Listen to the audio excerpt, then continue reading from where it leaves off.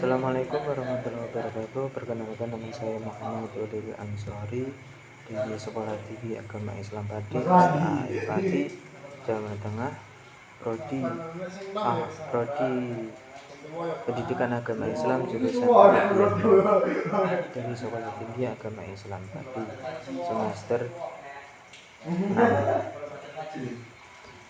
Berdasarkan Permendikbud nomor 3 tahun 2020 tentang standar nasional perguruan tinggi, menjelaskan bahwa tentang Merdeka Belajar Kampus Merdeka meliputi kemudahan pembukaan program studi baru, perubahan sistem administrasi perguruan tinggi, perubahan perguruan tinggi menjadi badan hukum, dan hak belajar 3 semester di luar program studi.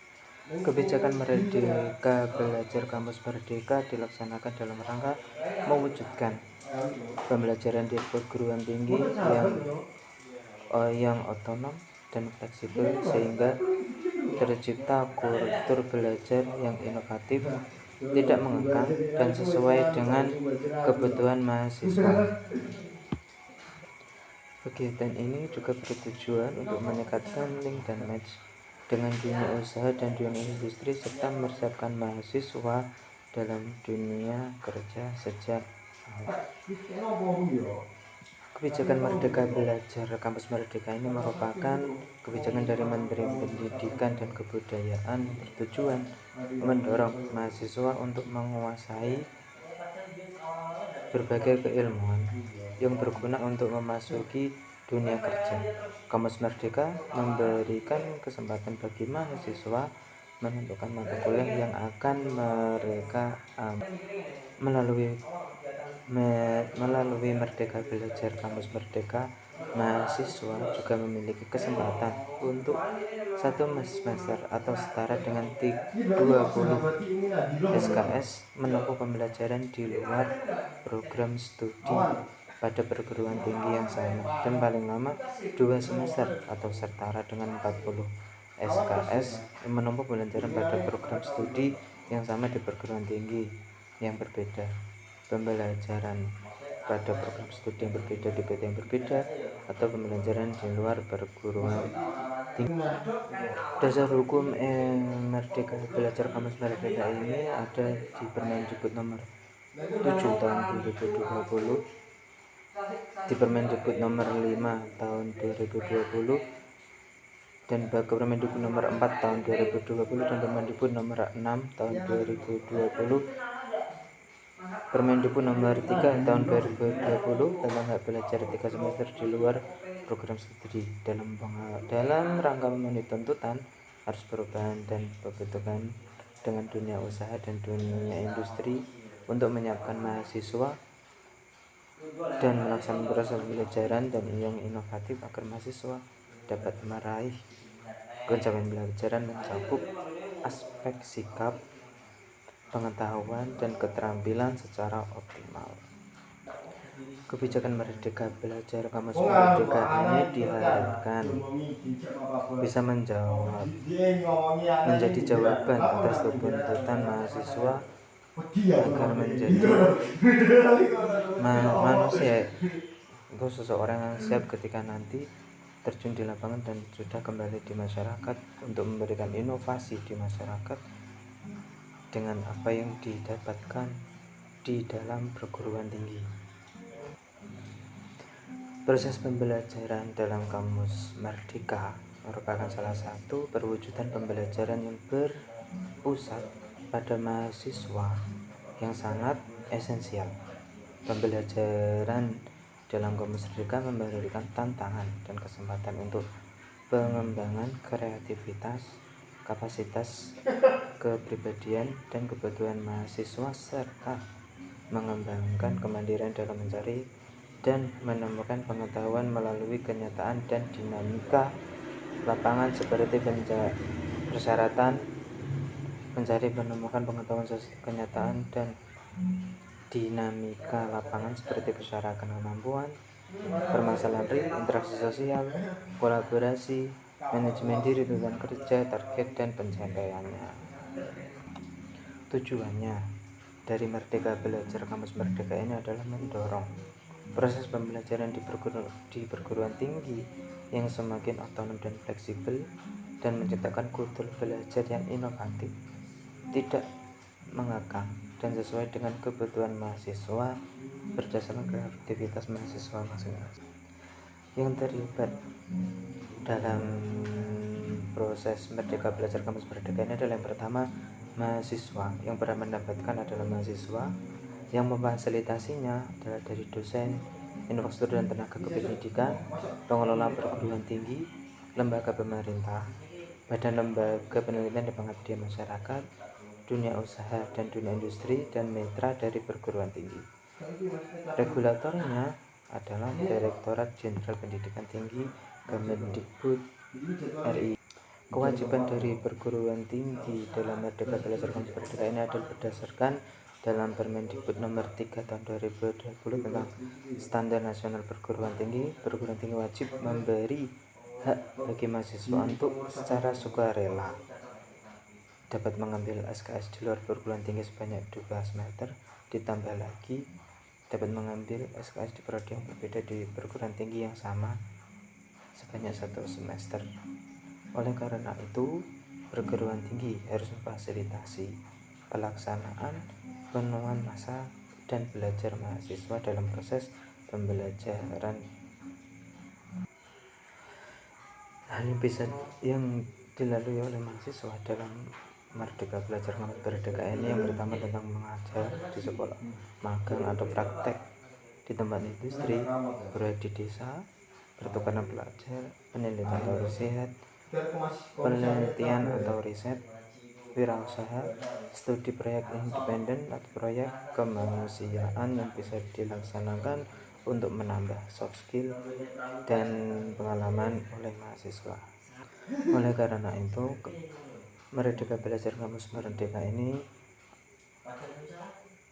bertujuan agar nanti mahasiswa dapat mendapatkan tambahan soft skill, tambahan ilmu dan tambahan pengalaman untuk mengarungi tantangan zaman.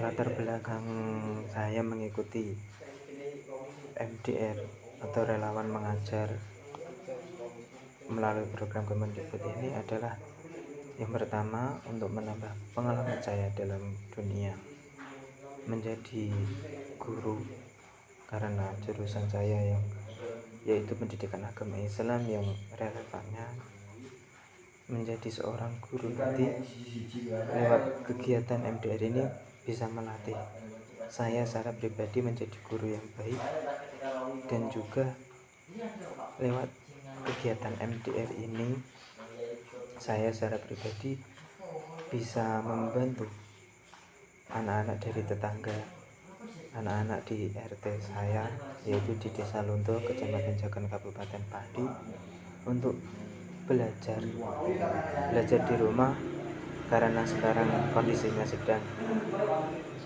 pandemi yang berkelanjutan dan sampai sekarang masih ada pandemi.